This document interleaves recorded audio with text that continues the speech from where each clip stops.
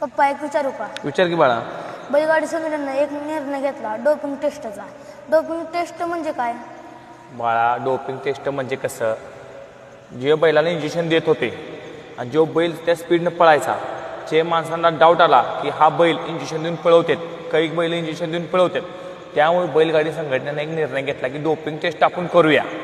जे फायनलला 8 गाड्या पळायला जाणार आहेत 1 ते 8मध्ये, त्या बैलांची डोपिंग टेस्ट होणार आहे. जो बैल घावल किंवा नाही घावल, आता आपल्याला धमक कळेल कुठल्या बैलामध्ये धमक आहे, कुठला बैल किती स्पीडनं पळतोय.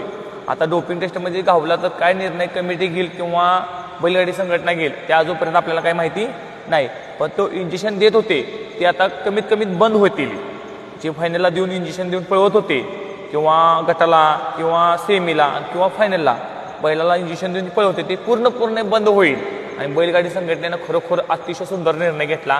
आता सर्व मालकांना खरोखर चांगला न्याय भेटेल आणि इथून पुढं बैलगाडी संघटना खरोखर सगळ्यांसाठी आहे. गरीब मालकापासून पूर्ण श्रीमंत बैलाबातूर श्रीमंत मालकाबातूर बैलगाडी संघटना आपल्या पाठीशी आहे. आणि इथून पुढं चांगले निर्णय बैलगाडी संघटना घेतील बाळा.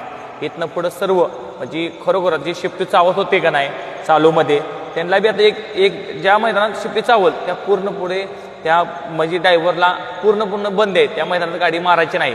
इथून पुढं बैलगाडी संघटना चांगले निर्णय घेतील बाळा.